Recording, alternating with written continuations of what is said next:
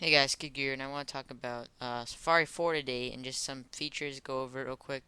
Now, sorry if the video on Safari is a little laggy for some reason, I don't know why, but it's not really a bug, but when I record over Safari with Camtasia, I get this lag effect, not like just in Safari. I guess maybe because of the cover flow or something, I don't know what's going on, but I've tested it in Firefox, nothing's going wrong here, so maybe a little choppy, but hopefully it'll fix smooth out in the rendering process.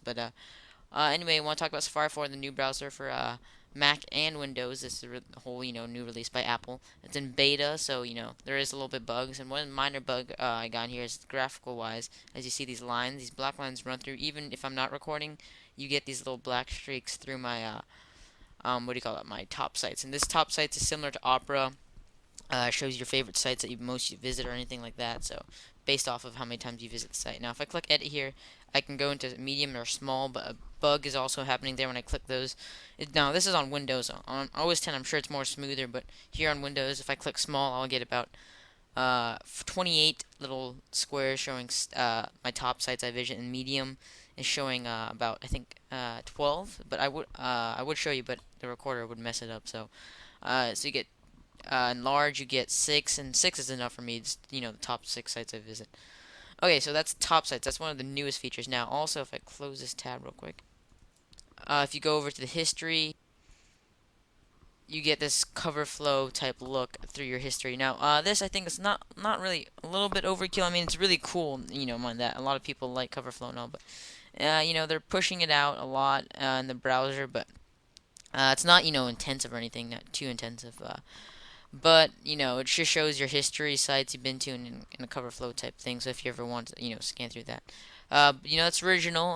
Not many browsers, not really browsers do that at all, except Firefox if you get an add-on. But, they use that on iTunes. They implement it in the browser, and it looks, it doesn't look too bad. So you can do this with your bookmarks and history. You can just easily search through to see your UI of sites you visited. Okay, so here on the just on Google here, you notice the tabs are at the top now. Now they're more Chrome-like, and you can easily just move them out, pull it out, and you get that type of window overlay, and you can move it to another Safari window or etc. Stuff like that. Now if you click that little plus, you'll just get a new tab button of your top sites. Um, Now you can go back to the old UI, but I'll show you that maybe in another video. You have your little, preferences and stuff over here. Just replace the whole file menu thing, the two buttons to go into all this stuff right here. And then you have this report a bug. This is just because it's a beta, and so yeah.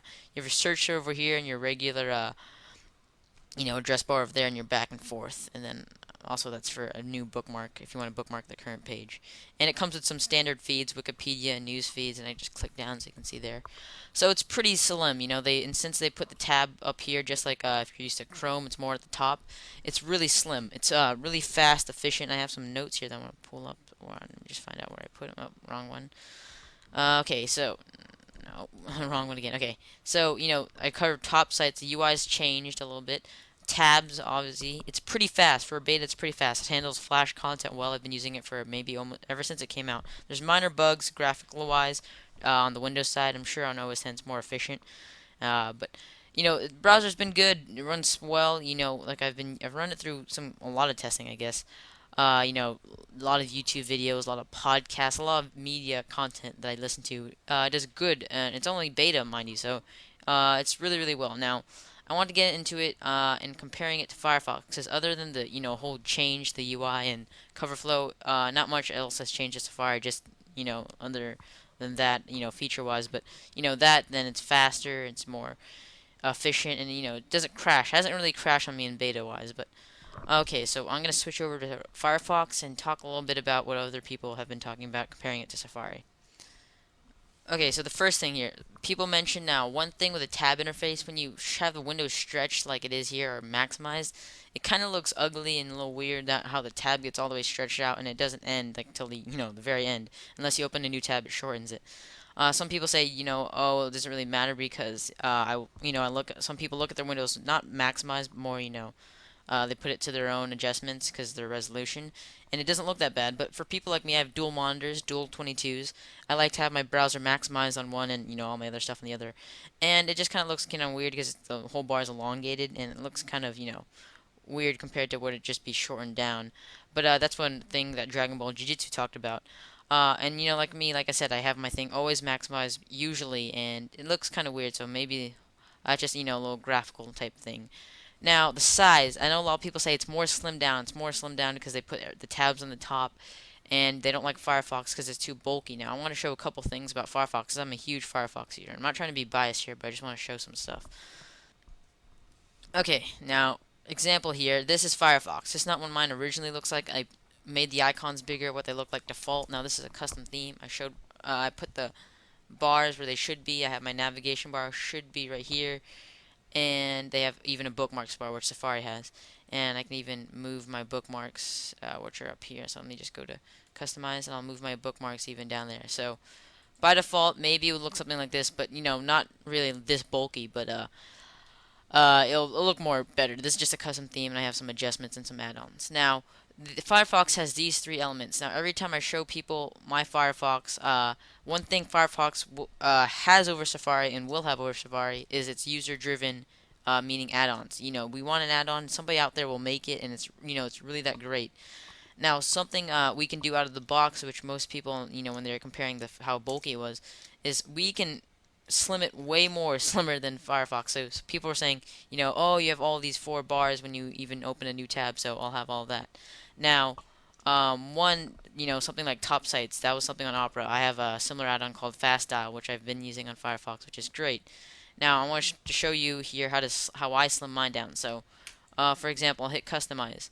I'm going to move my address bar up here, move all my buttons up here, and now this is something that not a lot of people, were touching on, that you can actually move all the stuff to one bar, and I can just click this button right here, use small icons, hit done, and then I can simply get rid of the bookmarks bar and navigation bar. Now I have this whole slimmed down Firefox, and then I have this add-on called Tiny Menu, which puts all this stuff into one little, dialog box. So, it's just about as slim as Safari, and it's not, too bad. So let me get Safari open here, and just showing you a side-by-side comparison here.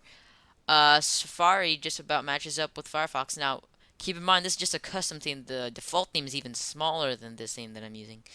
And not only that, like I said, the add-ons is just what gives Firefox the edge, and that's why I've always been a Firefox user. I'm not trying to be biased here, but Safari 4 is great and all, but I just want to talk about some things that people touched on, saying how Safari is more bulky and less thin than Firefox, when you can actually make it just as thin, or even thinner.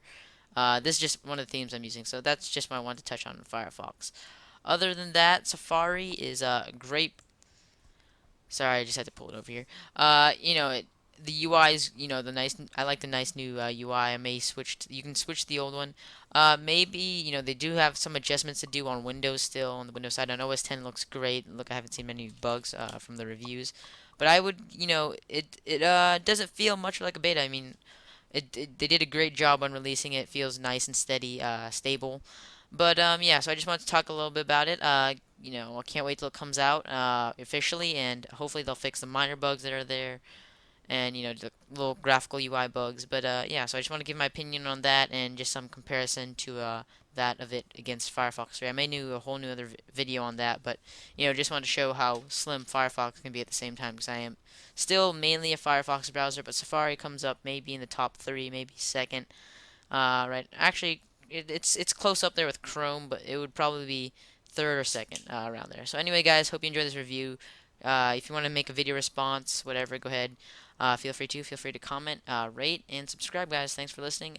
Catch you next time.